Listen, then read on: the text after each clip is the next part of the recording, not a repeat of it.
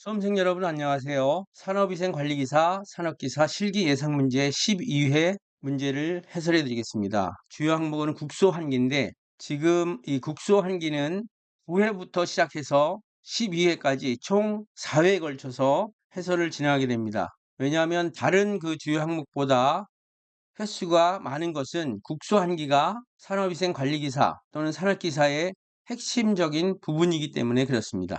1번 문제입니다. 덕트 합류 시 덕트와 덕트끼리 이렇게 합류가 될 때에 설계에 의한 정합 균형 유지 방법이 있고요. 그 다음에 그 정합 균형 유지 방법을 우리는 유속 조절 평형법이라고 하고 또 저항 조절 평형법이 있는데 저항 조절 평형법에는 댐퍼 조절 평형법과 덕트 균형 유지법이 있습니다. 그래서 덕트 합류 시 설계를 할 경우에 그 유속을 어떻게 조절하고 또 정압을 어떻게 조절하고 그런 게 굉장히 중요합니다. 그렇게 해야지 나중에 국소배기 장치 전체의 압력 손실을 구하고 조정할 수 있기 때문에 그렇습니다. 만약 이러한 정압균형 유지를 하지 못하고 저항 조절을 평형을 유지하지 못할 경우에는 국소배기 장치의 역할을 잘 못하게 되기 때문에 굉장히 중요한 방법 중에 두 가지입니다.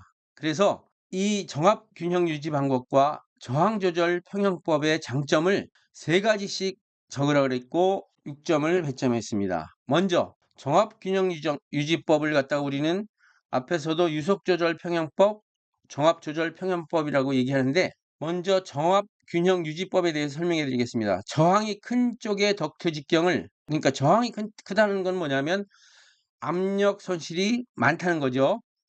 덕트 직경을 약간 크게 또는 덕트 직경을 감소시켜 크게 하거나 감소시켜서 저항을 줄이거나 증가시켜 만약에 저항이 너무 크면 줄이고 적으면 증가시켜서 합류점의 정합이 같아지도록 하는 방법이 바로 정합 균형 유지법입니다. 보통 덕트가 이렇게 나가는데 덕트 외에 다른 덕트가 이렇게 합류가 돼요. 이런 덕트를 우리는 가지 덕트라고 해요.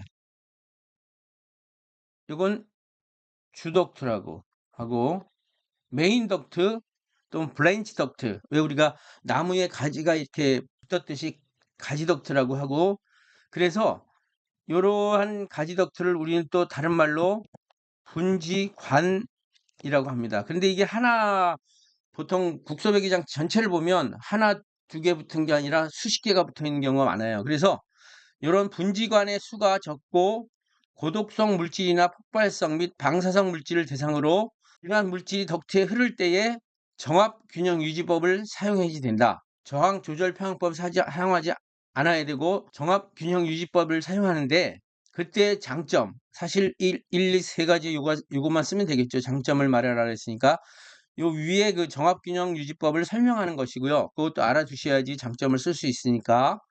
첫 번째, 설계가 정확할 때는 가장 효율적인 정합균형 유지 방법이 돼요. 그리고 효율적인 시설이 되고 두 번째, 침식, 부식. 이 침식이라는 건 뭐냐면 고농도의 먼지 같은 게 덕트 내에 쌓이게 되는 거죠. 그 다음에 덕트 자체가 금속으로 돼 있고 거의 부식이 되는 금속으로 돼 있기 때문에 부식 또는 분진 퇴적으로 인한 축적 현상이 정합균형 유지법에서는 없습니다. 그래서 덕트의 폐쇄, 덕트가 막히거나 이러한 일이 일어나지 않는 장점이 있고 그럼 세 번째, 잘못 설계된 분지관이나 이런 그 분지관이 두적대에 잘못 연결되어 있는 경우도 있어요.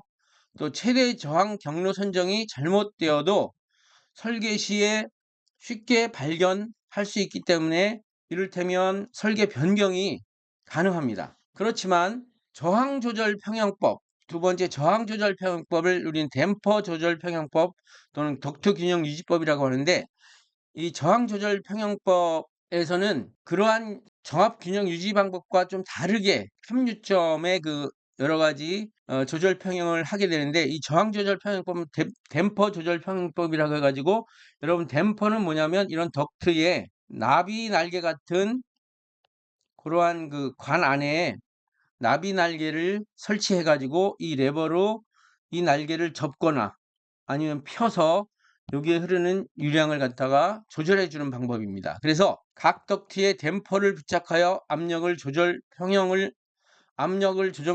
유지하는 방법을 말하고, 총압력 손실 계산은 압력 손실이 가장 큰 분지간을 기준으로, 왜냐하면 거기서 압력 손실이 제일 크면 달라붙는 분지간의 압력 손실은 이 총압력 손실에 의해서 다 커버가 되기 때문에 그렇습니다. 이 방법은 분지간의 수가 많고 덕트의 압력 손실이 클 때에 사용하는 방법으로 장점이 있습니다. 요 저항 조절 평형법의 장점은 굉장히 많은데, 첫 번째, 최소 설계 풍량은 평형 유지가 가능한, 왜냐하면 쓰지 않는 덕트는 이 댐퍼로 다 막아두면 되기 때문에 그렇습니다. 두 번째, 시설 설치 후 변경은 유연하게 대치가 가능하다. 또 세 번째, 설계 계산이 간편하고 고도의 지식을 요하지 않는다. 왜냐하면 이 덕트를 그냥 개폐만 하면 되니까요. 그 다음에 4번, 공장 내부 작업 공정에 따라 적절한 덕트 위치 변경이 가능하고, 덕트의 크기를 바꿀 필요가 없기 때문에 반송 속도를 그대로 유지하여서 오염물질을 처리할 수 있다. 그다음에 마지막으로 설치 후 송풍량 조절이 비교적 용이하다. 즉 임의의 유량을 조절하기 용이한 굉장히 큰 장점이 있기 때문에 아주 간단하게 전문적인 어떤 이러한 지식을 가지지 않고도 댐퍼의 개폐를 통해서 이러한 덕트 내의 압력 손실을 평형을 유지할 수 있다. 이렇게 생각이 됩니다. 그렇지만 처음부터 설계를 할 때 이러한 정합균형 유지 방법을 완벽하게 해놓으면 그러니까 국소 배기 장치의 운영이 더 원활해질 수는 있다. 이런 이러한 얘기를 해드리고 싶습니다. 이번 문제입니다. 국소 배기 장치의 설계 순서에 맞춰서 가로 안에 들어갈 내용을 완성하시오. 이 국소 배기 장치가 후드부터 시작해가지고 덕트, 그 다음에 공기청정기, 송풍기, 그 다음에 이제 배출구 이렇게 되는데, 그 설계 순서를 밑에다가 적어놨습니다. 그래서 그 순서에 맞게끔 내용을 완성해라 그랬는데, 처음에 후드를 갖다가 형식을 선정해야 되는 게 첫 번째입니다. 후드 형식은 외부식이냐, 포위식이냐, 리시버식이냐, 이러한 후드 형식을 선정하고, 그 다음에 뭐냐면 후드로 흡입하게 되는 제어 속도 VC를 결정하게 되고, 이러한 후드의 형식과 제어 속도가 결정되면 즉 소요 송풍량, 다른 말로 필요 송풍량을 계산하게 됩니다. 그런 다음에 그 다음에 덕트죠. 덕트에서의 속도 VT를 갖다가 결정하게 됩니다. VT를 얼마로 해야 될 건가? A, C, G, IH의 여러 가지 발생원의 조건에 따라서 반송 속도가 얼마큼 해야 된다가 나와 있습니다. 그러면 그 다음에는 뭐냐면 덕트의 내경을 산출하게 됩니다. 왜냐하면 필요량이 있으니까 Q는 이꼬르 A 곱하기 V니까 이 VT가 됐으니까 단면적을 알려면 내경을 또 알아야 되겠죠. 그래서 배관, 덕트의 내경을 산출하고, 그런 다음에 이제 후드의 크기를 결정하게 됩니다.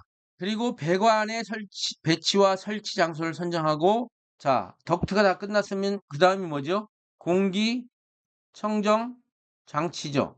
공기청정 장치를 갖다가 선정하게 되는데, 비세상 물질이면 유해가스 처리 장치, 또는 입자상 물질이면 입자상 물질 처리하는 중력, 관성력, 원심력, 그 다음에 여과, 세정, 전기 집진, 요 중에 맞는 것 또는 두 개를 설정할 것인가, 이렇게 공기 정화 장치를 선정해야 되고요. 그 다음에 국소배기 개통도와 배치도를 작성해야지 반드시 뭐를 할 수 있냐면 전체적인 압력 손실을 계산할 수 있어요. 그래서 국소배기 개통도와 배치도를 작성하고, 그 다음에 이제 압력 손실량을 계산하는 것입니다. 그러면 앞에서 이때까지 여기 필요성풍량 Q 계산하고 압력 손실량 델타 P 계산했죠. 그러면 송풍기의 능력을 나타내는 킬로와트를 Q 곱하기 델타 P에 비례하기 때문에 Q하고 델타 P 총 압력 손실이 계산되어지면 이제 송풍기 용량, 송풍기를 몇 킬로와트짜리를 써야 될 것인가, 송풍기를 선정하게 됩니다. 그래서 앞에서 쭉 우리가 문제를 풀어온 계산 문제나 서술형이나 해결하는 것이 이 전체인 국소배기 장치 설계 순서에 맞춰서 우리가 문제를 쭉 풀어왔습니다. 그래서 2번 문제는 종합적으로 국소배기 장치의 설계 순서에 따라서 후드의 선정부터 송풍기 선정까지 이어져 간다, 이렇게 생각하시면 되겠습니다. 3번, 국소배기 장치 성능 시험이 있습니다. 국소배기 장치가 성능이 제대로 발휘가 되느냐 아니면 중간에 또 어떤 문제가 생겨서 국소배기가 잘 되지 않느냐 되느냐 이런 것들이 있는데 거기에 갖춰야 될 측정기가 있습니다. 측정기가 제일 중요한 게 그 발연관 해가지고 이러한 유리관에 여기 봉해져 있는데 이걸 양쪽의 유리관을 깨트리면 여기서 연기가 나옵니다. 그래서 연기가 발생하는 관이 있습니다. 이 발연관이 제일 중요하고 왜냐하면 연기가 나서 후드에 갖다 대서 후드가 연기가 흡입이 되는지 또 제대로 그 제어 속도를 나타내게 되는지 이런 걸 갖다가 하는 아주 중요한 게 발연관이 있고 그다음에 청음기는 뭐냐면 왜 우리 의사 선생님이 그 청진기 되는 것처럼 비슷하게 생겼어요. 청진기라고 할 수 있는데 국소배기 장치 덕트나 여러 가지 그 설치된 기계에다가 대고 그 소리를 들어봐요. 그러면 평소에는 굉장히 그 덕트 안에 공기 흐름이 원활하게 흐르다가 어디가 막혔거나 아니면 공기가 누출이 되거나 이러면 소리가 틀리거든요. 그런 걸로 이제 그 성능을 시험하게 되는데 이거 외에 이 두 가지 발연관과 청음기 외에 뭘 사용하느냐? 그 5가지 쓰라고 했는데 첫 번째는 테스트 해머예요. 테스트 해머 해가지고 고무 망치 같은 걸로 국소배기 장치에 그 먼지가 쌓인 부분이나 여러 가지 또 문제가 발생된 부분을 한번 두들겨 보면서 국소배기 장치가 잘 성능 발휘하면서 처리가 되고 있구나 이런 걸 알 수 있고 그다음에 나무봉도 마찬가지예요. 터스트 해머와 비슷한 역할을 하고 그다음에 초음파 두께 측정기 이거는 뭐냐면 후드부터 시작해서 덕트를 거쳐서 여러 가지 입자상 물질이 흐를 때 그 재료 부분을 좀 이렇게 깎아먹는 그런 게 있어요. 그래서 두께를 측정해 가지고 부식이나 마모가 됐는지 안 됐는지를 파악을 합니다. 그 다음에 수주 마노미터. 요거는 수주 마노미터는 정압과 동압을 측정하는 하나의 계기입니다. 그 다음에 열선 풍속계. 열선 풍속계는 후드 안으로 들어가는 VC 또 덕트에서의 흐르는 반성 속도 이런 걸 갖다 측정하는 것입니다. 그러니까 풍속을 측정하는 것이고 또 스크레이퍼는 뭐냐면 이제 긁어내는 거 뭐 이렇게 이물질이 묻어 있으면 긁어내는 그런 것도 있고 7번은 타코미터라고 해가지고 우리가 이제 송풍기의 축이 제대로 돌아가는지 분당 회전수가 제대로 발휘되는지 RPM을 측정하는 그러니까 그 축에다가 이 타코미터를 딱 대면 디지털로 1분간 뭐 3000 RPM 또는 이런 RPM이 나옵니다. 그걸 갖다 우리는 타코미터라고 하고 8번에 피토튜브는 이 수주 마노미터랑 비슷한 동압을 측정하거나 정압을 측정하는 것이고요. 주로 이제 동압을 측정합니다. 그 다음에 스톱워치 알죠? 시간 이렇게 되는 거. 요새는 뭐 스톱워치가 다 스마트폰으로 되니까 별로 필요 없지만 처음에 흡입할 때와 나중에 나올 때의 어떤 시간차 이런 것들을 테스트해 가지고 이러한 9가지의 전체의 측정기가 있는데 이 중에서 5가지를 성능 시험할 때 알고 있느냐 그것을 물어보는 것입니다. 그 다음에 4번 문제입니다. 에어 커튼을 이용한 푸시 풀 방식. 여러분 푸시는 뭐죠? 밀어내고요. 풀은 뭐죠? 잡아당기는 거죠. 이러한 그 에어 커튼이라고 말하면 예를 들어서 위에서 공기가 후드를 통해서 공기가 내려오고 밑에서는 그 공기를 잡아당기고 백화점 그 여름에 들어가려면 문은 항상 열어놓는데 내부 공기와 외부 공기의 온도 차이가 커서 열선실이 많으니까 입구에 위에서는 공기가 내려오고 밑에서는 공기를 빨아들이는 이런 걸 생각하시면 돼요. 그게 푸시풀 후드라 그래요. 또 왼쪽에서는 잡아당기고 오른쪽에서는 불어넣고 왼쪽에서는 잡아당기고 이런 방식도 있고 이러한 푸시풀 방식에서 공기를 분사시키는 분사구의 분출 길이의 중심 속도가 50%까지 줄어드는 지점을 특별히 무엇이라고 하는지 이런 거 쓰라는데 이건 거의 단답형에 가깝지만 요 그림을 한번 보시죠. 그림이 자세하진 않지만 요거 D가 뭐냐면 요게 이제 여기서 공기가 나옵니다. 직경이 D인 관에서 공기가 분사가 되면 보통 직경의 5배, OD만큼 거리에서는 분사되는 개구면에서 5배 정도까지는 그 속도를 그대로 유지합니다. 100%를 그대로 유지하고 10배 직경 10배 거리만큼 오면 한 80%로 줄어듭니다. 한 20%가 줄어들지요. 그리고 30배 분사되는 그 분사구의 직경의 30배 정도까지 거리가 오면 속도가 한 50% 줄어들게 됩니다. 그런데 이 문제는 뭐냐면 그 30D까지의 줄어들기 시작하면서부터 5D에서 30D까지의 요 줄어드는 지점을 무엇이라고 부르느냐 이 말이거든요. 그래서 정답은 1002부입니다. 5D에서 30D까지의 분사구 속도가 50% 줄어들게 되는 지점을 우리는 1002부라고 하고, 그 다음에 5D까지, 그러니까 D에서 5D까지는 잠재 중심부. 속도가 줄어들지 않았어요. 그리고 그 다음부터 40D까지는 이제 40D부터는 완전 정계부. 이렇게 약간 그 공기의 속도가 줄어드는 그 범위에 따라서 이름이 조금씩 다르고 있습니다. 그래서 지금 4번의 정답은 이제 1002부라고 하겠죠. 5번 문제입니다. 국소배기 장치 중 푸시풀 후드 시스템에 대해서 그 장단점을 갖다가 이제 적으라 그랬습니다.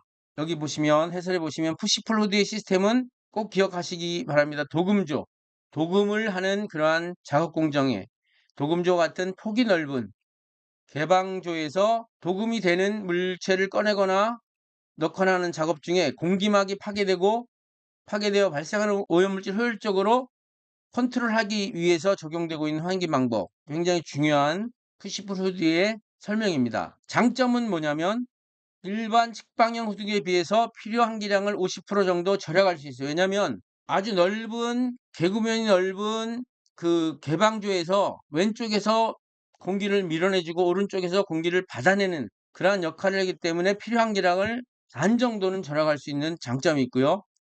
두 번째는 푸시, 밀어내는 기류, 분사되는 기류를 이용하여서 에어커튼 효과로 적은 유량으로도 충분한 배기 성능을 발휘할 수 있는 이 두 가지가 굉장히 중요한 장점이고요. 단점은 푸시 기류와 풀 기류가 서로 조화를 이루지 못할 경우, 그러니까 밀어내고 잡아당기는 게 서로 그 같은 시간대에 쫙 이루어져야 되는데 그게 시간차가 좀 있어서 왼쪽에서 밀어내는데 오른쪽에는 잡아당기지 못하다. 그러면 유해 물질이 어떻게 되겠어요? 푸시기류가 후디에 부딪혀 유해가스가 주변으로 이렇게 빨아들이지 못하고 날아가는 역효과가 발생되기도 합니다. 그래서 푸시 기류와 풀 기류가 서로 조화를 이루어야 되지, 그렇지 못할 경우에는 오히려 유해가스가 더 작업장으로 날아가게 된다는 역효과가 일어나기도 하는 경우가 비일비재하니까 이건 잘 활용해야 되고요.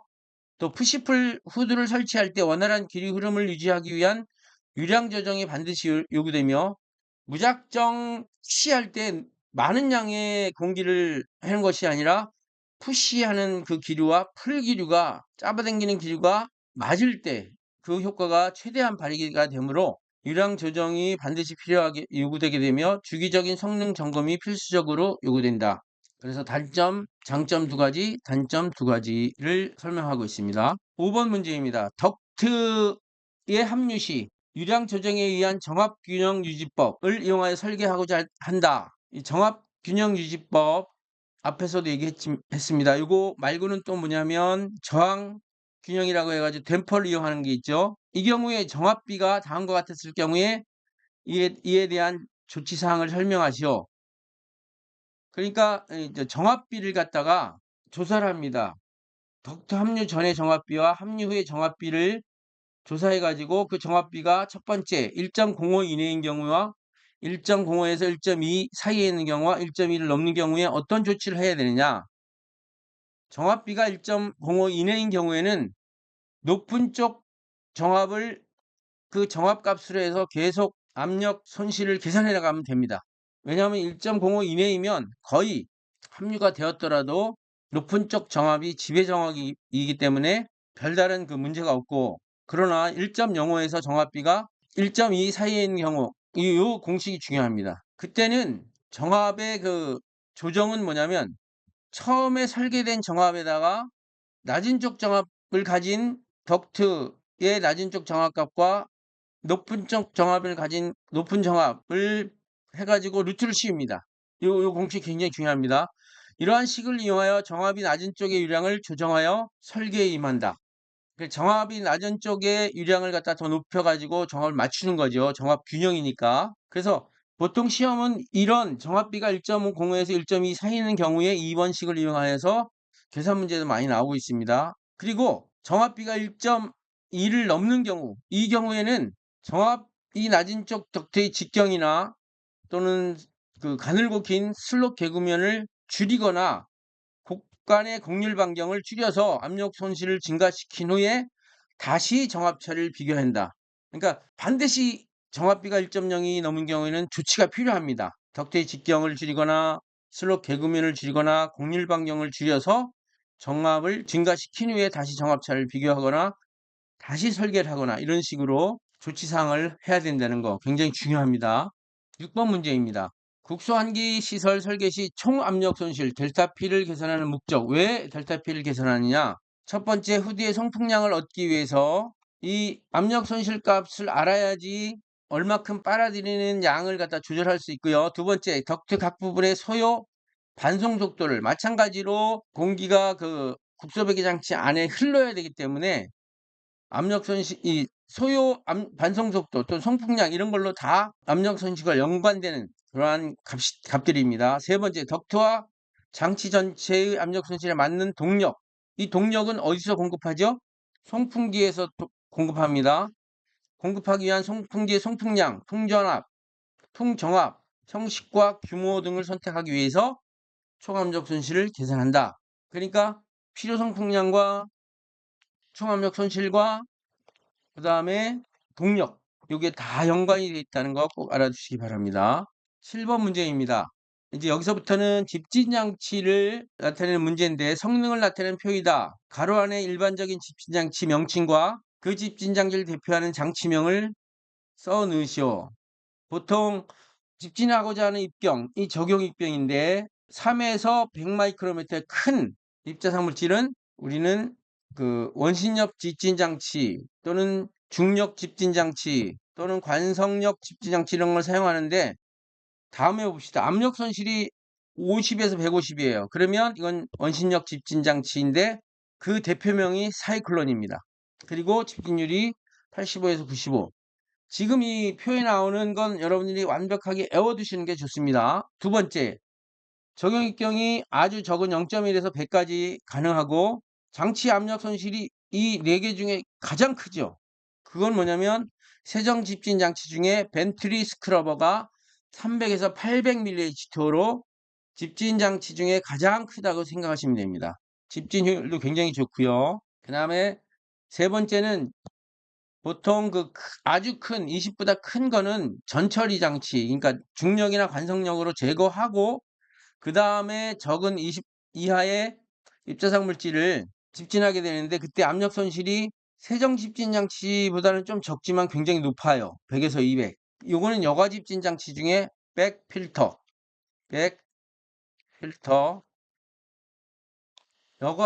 여과포를 이용한 장치다. 그래서 백 필터라고 하고요. 그 다음에 집진 그 장치 중에 가장 입자상 물질이 적은 미세한 그러한 입경부서부터 20마이크로까지 하는데 여기 보시면 장치 압력 손실이 굉장히 낮습니다. 중력 집진 장치가 가장 낮고 그 다음이 이제 전기 집진 장치인데 이 압력 손실이 적으면 운영비가 적게 들거든요. 그리고 효율도 아주 99.9%까지 좋습니다. 그걸 갖다 우리는 전기 집진 장치, 코트레일이라고도 해요. 왜냐하면 코트레일이라는 분이 이 장치를 개발했기 때문에 코트레일 장치라고도 부르고 있습니다. 이렇게 써도 틀린 답이 아닙니다. 8번 문제입니다. 다음에 제시한 집진 장치의 적정한 처리 배출 장치의 유입 속도. 그러니까 장치가 이렇게 있는데 이 장치로 들어가는 그 오염물질의 속도가 몇 메트 퍼 세컨인가? 이거 굉장히 중요해요. 세정 집진 장치 중에 벤트리 스크러버 장치로 들어가는 공기의 속도. 그래야지만 처리가 되기 때문에 자 60에서 90m/s.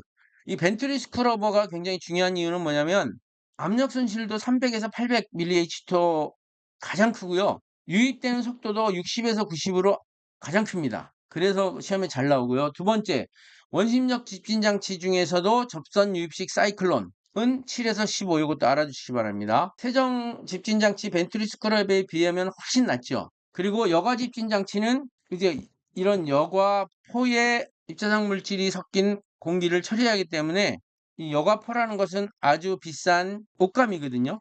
옷감으로 되어 있기 때문에 유입되는 그 속도가 아주 적습니다. 3m/s. 그래서 이렇게 세정 집진 장치 벤트리 스크럽의 60에서 90, 유입식 사이클론은 7에서 15, 그 다음에 여과 집진 장치의 백필터는 3m/s. 꼭 알아두시기 바랍니다. 굉장히 중요한 숫자이고요. 이런 것을 보면 우리가 대기 환경 기사에 나오는 문제랑 거의 비슷한 게 많습니다.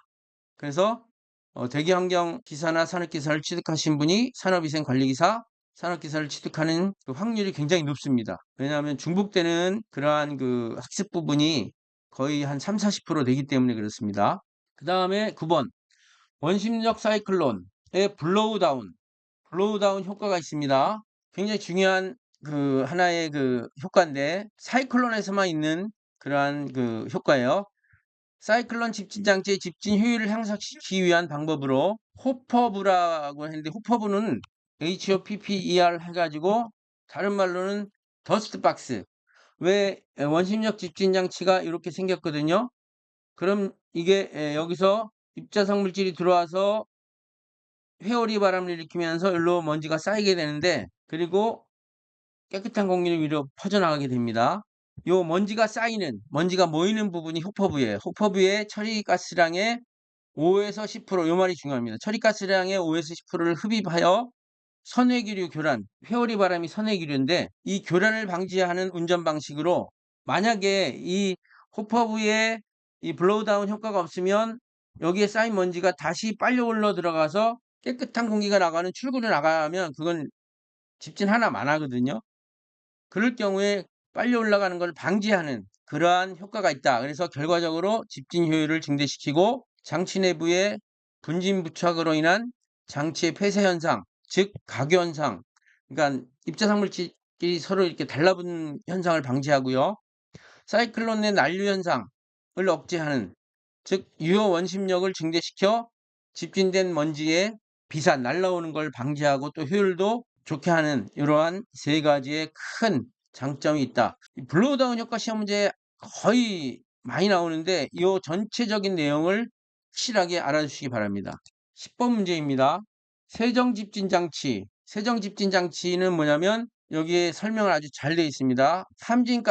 함진가스라고 하면 이 진이 뭐냐면 먼지 진자입니다. 즉 입자상 물질을 포함하고 있는 가스의 세정액, 이제 거의 물이 되겠죠. 분산시키거나 함진가스를 세정액에 분산시켜. 그러니까 함진가스를 물속에다가 분산시키거나 물속에서 함진가스를 분산시키는 이러한 두 가지 방법이 있습니다. 그래서 이 가스 분산형이 있고 액 분산형이 있어요.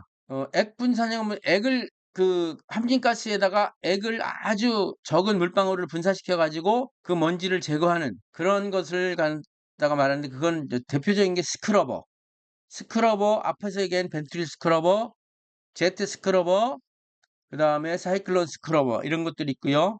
그 다음에 이제 액에다가 가스를 분산시켜 가지고 하는 유수식 세정 집진 장치가 있다는 거 다시 한번 상기시키면서 설명을 계속하겠습니다. 함진가스를 세정액에 분산시켜 생성되는 이 말 중요합니다. 액적은 물방울이에요. 그 다음 액막, 그 다음에 기포. 왜 우리가 어항에 물고기들이 그 산소 공급을 위해서 버블러를 집어넣잖아요. 거품 나라고. 거기 나오는 그 공기방울이 기포인데 이러한 액적, 액막, 기포 등에 의해 함진가스를 깨끗하게 씻어내는 그러한 장치가 세정집진 장치인데 그때의 원리는 뭐냐면 입자를 부착, 그러니까 물방울에 입자를 부착시키거나 또는 응집하거나 분리하거나 포집하는 장치로 집진 원리는 지금 네 가지 적으라 했습니다. 물방울, 액적과 입자의 충돌에 의해서 집진이 되고 두 번째 액적과 기포와 입자의 접촉에 의해서 세 번째 입자를 핵으로 한 증기의 응결에 의해서 네 번째 밀입자 확산에 의한 액적과의 접촉에 의해서 다섯 번째 배기의 증습에 의한 입자끼리의 응집. 이 입자끼리의 응집은 입자가 있으면 여기 이제 세정액이 묻어 있잖아요. 그럼 물과 물은 뭐예요? 모세관 현상에 달라붙거든요. 그래서 이제 응집이 되는. 그래서 다시 한번 충돌, 접촉, 응결, 또 액젓과의 접촉, 응집 이런 그 네 가지. 요거 다섯 가지인데 여기서 네 가지만 적으라 그랬죠. 요것도 시험 문제 잘 나오니까 잘 알아두시기 바랍니다. 전기 집진 장치의 집진 성능에 가장 큰 영향을 미치는 겉보기 전기 저항, 다른 말로 비저항이라고 합니다. 요걸 갖다가 주어진 조건에 따른 범위와 단위를 적으시오. 전기 집진 장치에서 겉보기 전기 저항 값이 정해져 있습니다. 효율이 가장 좋은 겉보기 전기 저항 값이. 근데 그 전기 저항 값을 벗어나면 집진극에 달라붙은 먼지가 다시 날아가는 제비산이 될 수도 있고, 정상이 있고, 그다음에 역전리. 역전리는 뭐냐면 왜 전기 집진 장치에 집진판하고 집진판 사이에 방전극이 있잖아요. 그죠? 여기 방전극이 있고 여기 코로나 방전이 일어나서 먼지가 집진극으로 달라붙게 되는데, 보통 마이너스 플러스 이런 식으로 이제 전극이 이루어지는데, 역전리라고 하면 겉보기 전기 저항이 이상한 값을 가지면 이게 마이너스로 대전된 입자가 집진극에 플러스로 해가지고 마이너스 프로 달라붙어야 되는데, 입자 자체가 플러스가 되어버려야 플러스보다 되니까 어떻게 돼요? 달라붙지 않고 다시 날아가 버리게 되겠죠. 그걸 역전리라고 합니다. 그러니까 플러스극이 마이너스극이 된 입자성 물질이 다시 플러스극으로 되면서 집진극의 극이 플러스가 되니까 플러스니까 서로 밀어내면 다시 집진되지 않고 날아가게 되는 그러한 영역이 역전리 영역인데, 이 세비산 영역, 정상 영역, 역전리 영역에 겉보기 전기저항 또는 비저항 값을 적으시오, 이런 얘기입니다. 그래서 제비산 영역은 겉보기 전기저항의 단위는 오hm 곱하기 센티미터입니다. 오hm 센티미터인데, 제비산 영역은 10의 4승 오hm 센티미터 이하이면 다시 날라오기 때문에 이렇게 하면 안 되고요. 집진이 안 되고, 정상 영역은 10의 4승에서 10의 11승 이 사이 값이 좋죠. 대부분 많이 집진이 잘 되는 것은 10의 한 6승부터 10의 한 9승까지. 그리고 이제 최대 범위를 준 거예요. 10의 4승에 10의 11승은 오hm 센티미터. 그리고 역전리는 뭐냐면 이게 이제 겉보기 전기 저항이 너무 높아. 10의 11승 이상이 되면 또 역전리가 일어납니다. 요 기억하시기 바랍니다. 제비사는 겉보기 전기 저항이 낮은 값 10의 4승 오hm 센티미터 이하. 역전리는 10의 11승 오hm 센티미터 이상. 그 사이는 정상이다. 이렇게 생각하시면 됩니다. 그 다음에 이제 유해가스 처리의 흡수법에서 흡수액의 구비 조건. 유해가스 처리, 이제 기체상 물질을 처리할 때는 흡수법과 흡착법 많이 사용하는데, 흡수액의 구비 조건은 뭐냐면, 일단 독성이 없어야 되고 휘발성이 적을 것. 그 다음에 부식성이 없고 가격이 저렴하고 처리 물질에 대한 용해도가 클 것. 용해도가 커야지 잘 오염물질이 흡수액에 흡수가 됩니다. 여러분 들어보셨죠? 용해도와 관련된 법칙은 뭐 헨리의 법칙 같은 거 있죠. 그 다음에 점성이 적고라는 건 뭐냐면, 쉽게 생각하면 찐득찐득한 그러한 그 성질이 적고 화학적으로 안정될 거예요. 이거 굉장히 중요합니다. 네 가지 흡수액의 구비 조건 꼭 알아두시기 바랍니다. 13번 문제입니다. 함진가스 중 입자가 집진되는 전기 집진 장치의 원리. 지금 여기 7가지가 있는데 이 7가지가 뭐냐면 전기 집진 장치를 그냥 전기 집진 장치가 일어나는 원리를 그냥 막 써놓은 거예요. 그럼 여기 이제 1번부터 7번까지 순서에 의해서 이게 진행되거든요. 맨 먼저 어떻게 되냐면, 이러한 집진극, 평판형 전기 집진 장치는 집진극이 판처럼 생겼고요. 원형 전기 집진 장치는 집진극이 원형처럼 생겨서 중앙에 뭐가 있냐면 방전극이 있고요. 요 원형 전체가 극이고, 판은 판 자체가 집진극이고, 판과 판 사이에 방전극이 있습니다. 자, 그러면 첫 번째는 뭐냐면 3번이에요. 불평등 전개. 이 방전극과 집진극 사이에 아주 높은 전압을 걸어주면 방전극과 집진극 사이에는 전기가 안 통하는 공기가 있어요. 그러면 근데 높은 전압을 걸어주게 되면 불평등 전개가 형성이 됩니다. 그러면 방전극에서, 이게 마이너스극 플러스극인데, 보통 방전극에서 스파크 비슷한 코로나 방전이 일어나요. 방전극이 이렇게 있으면 여기 추가 달려 있고 여기서 아주 불꽃이 일어납니다. 이 불꽃의 모양이 왕관처럼 생겼다. 그래서 왕관을 우리는 뭐 크라운이라고도 하지만 코로나라고도 합니다. 코로나 형태처럼 생겼다. 그래서 코로나 방전이에요. 두 번째 코로나 방전. 그 다음에 일어나는 원리가 그렇게 되면 방전극과 집진극 사이에 흐르는 함진가스 중에 입자와 가스 거기에 뭐가 생기냐면 이온화가 가스 분자 이온화가 형성이 됩니다. 1번. 그 다음에 가스 분자가 이온화가 되면서 마이너스를 띠게 돼요. 하전을 띠게 되면 그러면 당연히 그 속에 있는 입자도 하전을 띠게 되겠죠. 그 다음에 어떻게 되냐면 입자도 하전을 띠게 돼요. 가스 분자가 하전이 되고 입자가 하전이 되고 그래서 6번이 되고 그 다음에 하전을 띤 입자가 정전기적인 인력에 의해서 플러스극인 집진극으로 입자가 이동하게 됩니다. 그러면 이 집진극에 먼지가 달라붙게 되겠죠. 그리고 갑자기 그 전압을 차단하게 되면 이제 쌓여있던 집진극에 쌓여있던 입자가 밑으로 떨어지게 됩니다. 그게 뭐냐면 5번 집진극에 퇴적된 분진을 퇴적함으로 제거하게 되는 그래서 이 순서가 굉장히 중요합니다. 이거 그래서 13번 전기집진장치의 원리 순서를 확실하게 알아두시기 바랍니다. 다시 한번 처음에 불평등 전개 방전극과 집진극 사이의 불평등 전개를 형성하고 그 다음에 방전극의 코로나 방전을 일으키면 그 사이에 흐르는 가스 분자가 이온화되고 가스 분자 이온화가 음화전이 되고 거기에 있는 입자도 음화전이 되고 그러면 음화전이 다시 전정기적인 인력에 의해서 집진극으로 입자가 이동하게 되고 달라붙어서 마지막으로 집진극에 달라붙은 퇴적된 분진을 퇴적함으로 제거하게 되는 이 순서가 굉장히 중요하다는 거 알아두시기 바랍니다. 14번 문제입니다. 그림과 같이 두 개의 덕트가 하나로 만나고 있다. 덕트 A와 덕트 B가 있는데 덕트 A가 주덕트고 덕트 B가 가지덕트, 지덕트가 되겠죠.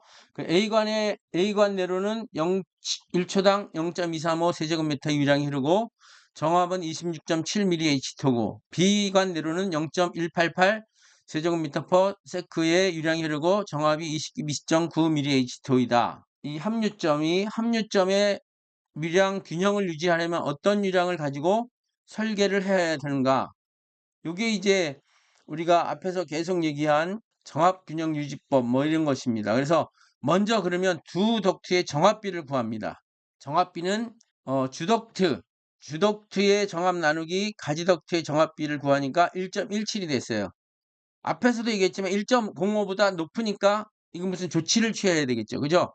그러면 두 덕트의 정압비가 1.05에서 1.20 이내에 있으므로 유량 조정 공식을 통하여 정압이 낮은 쪽인 B관의 B덕트의 유량을 증가시켜요. 그 공식이 이겁니다. 그래서 처음에 디자인된 유량 곱하기 낮은 쪽 관의 정압 분의 높은 쪽 관의 정압에 루트 씌우면 0.203 세제곱미터 퍼 세크가 되겠죠. 이거 잘 계산하시면 됩니다.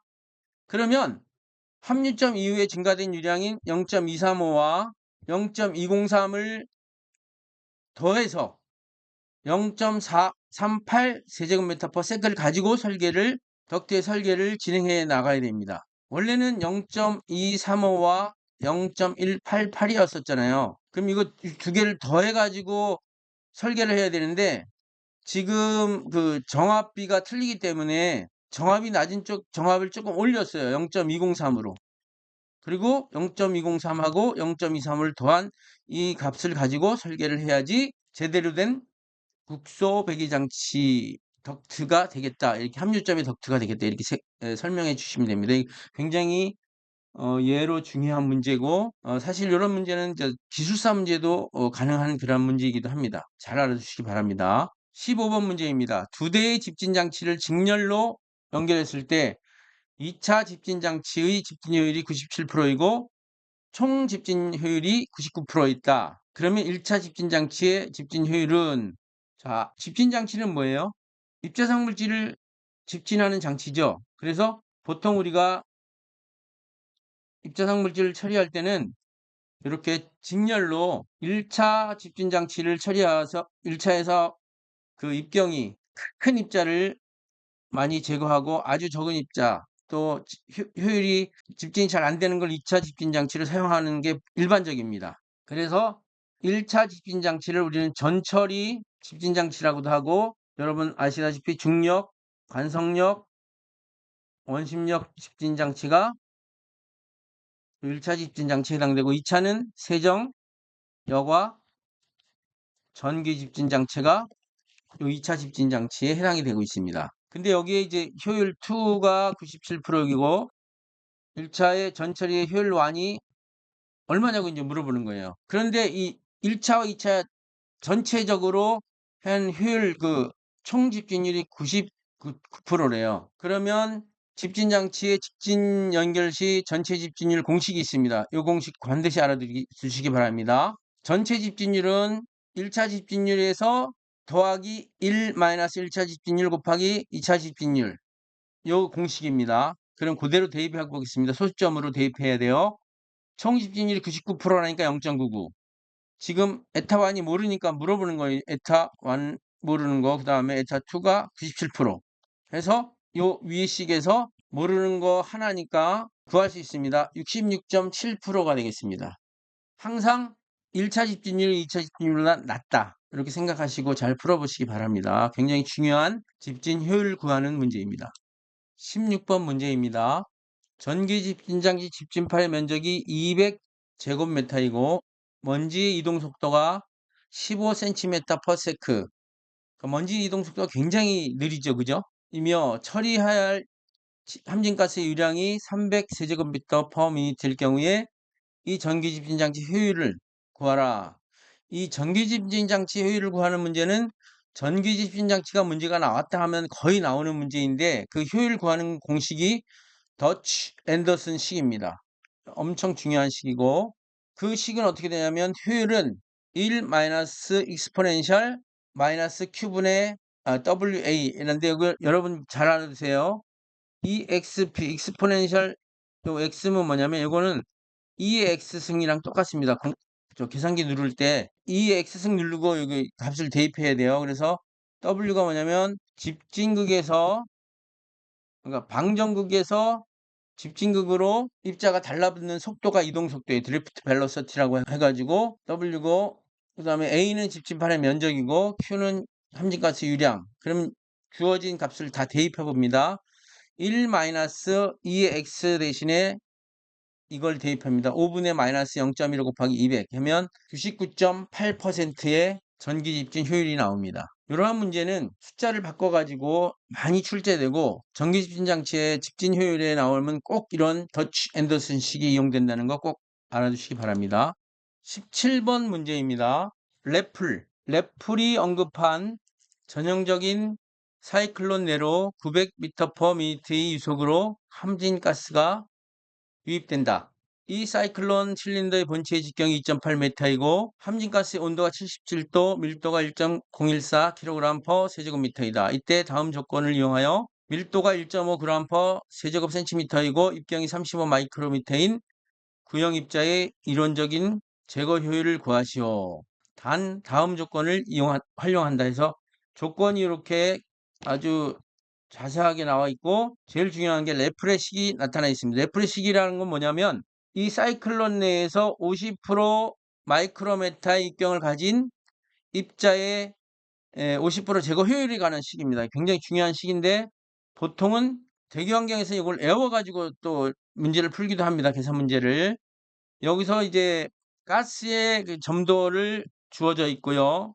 그 다음에 사이클론 유입구의 폭이 실린더 본체의 직경 지금 2.8m라고 했죠.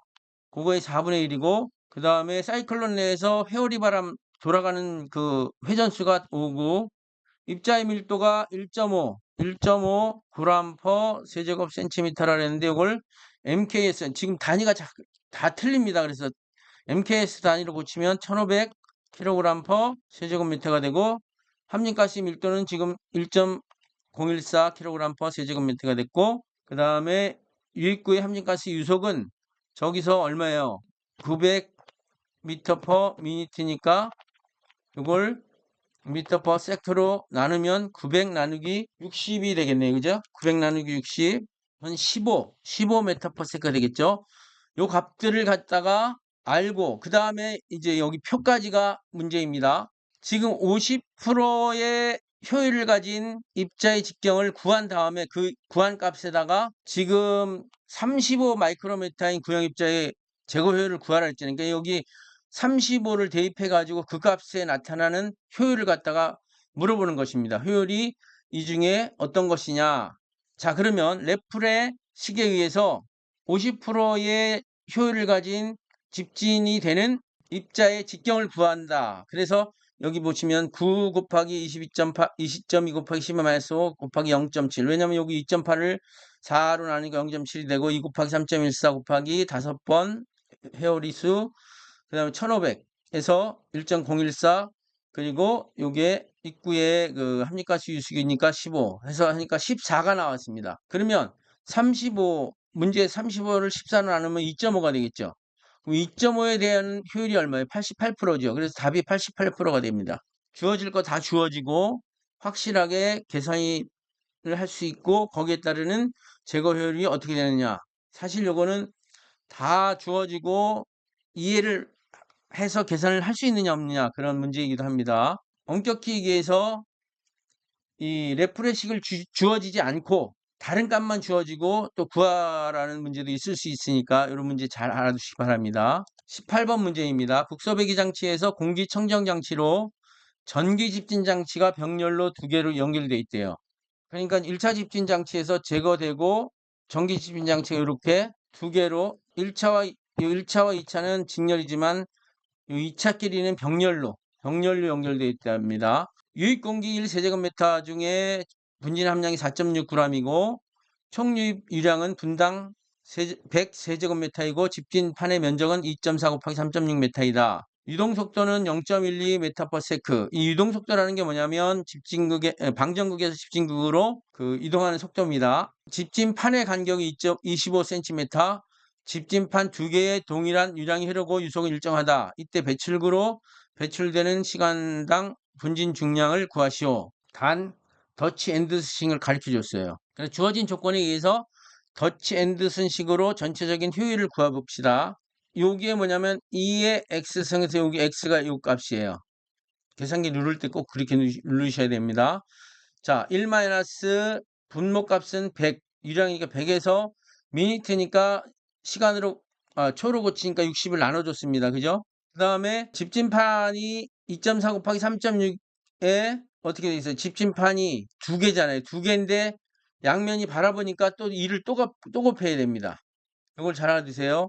집진판이 이렇게 2개인데 양면이 바라보고 또 병렬로 이게 집집판이 2개, 2개, 4개잖아요. 그죠? 그래서 이제 전체적으로 4개가 된 겁니다. 그리고 방전극에서 집진극으로 이동되는 속도 0.1이고 그래서 계산하니까 그때의 전기 집진 장치의 효율이 91.7%예요. 그러면 배출구로 배출되는 시간당 분진의 중량을 구하라 했으니까 얼마만큼 분진이 바깥으로 나오느냐니까 통과율을 구해야 됩니다. 그 통과율을 구하니까 0.083이 되고 배출구로 배출된 시간당 분진 중량은 어떻게 하냐면 통과율에다가 처음 들어오는 농도, 분진 농도에다가 그 다음에 전기 집진 장치에 들어오는 유량 해서 0.083에서 그 4.6g에서 1세제곱미터 4.6g이 돼 있다고 그 다음에 100세제곱미터 per minute. 그래서 이게 per hour로 돼 있으니까 지금 미니트를 hour로 고치려니까 60을 또 곱해줬습니다. 그래서 계산하니까 2290.8g per hour가 배출구로 배출되는 것입니다. 시간당. 사실 이 문제를 놓고 보면 전기집진 장치의 그 효과가 별로 없어요. 전기집진이 거의 99% 이상 제거해야 되는데 지금 91.7%밖에 또 제거 안 되는 그러한 것이니까 하여튼 주어진 어떤 그 숫자상으로는 분진의 시간당 분진 중량은 2290.8g per hour가 되겠습니다. 19번 문제입니다. 국소 배기 환기 시스템에서 어떤 집진 장치로 유입되는 함진가스량이 시간당 1000세제곱미터이고 분진 농도가 10g/s 세제곱미터일 때 출구로 배출되는 분진량을 하루 1일 50kg을 하기 위해서는 얼마만큼 집진율이 돼야지 1일 50kg이 되느냐. 앞에 문제와 비슷하지만 또 이제 여기서는 집진율을 물어보고 있습니다. 주어진 집진 장치는 연속으로 가동된다. 집진 효율은 어떻게 되냐면 그 분진량, 들어오는 분진량에서 분해 들어오는 분진량 빼기 나가는 분진량. 그럼 여기에 뭐냐면 포집되는 분진량이에요. 그러면 SI는 유량에서 농도를 곱한 값이거든요. 그러면 처음에 시간당 1000세제곱미터, 그 다음에 농도가 10g/s 세제곱미터.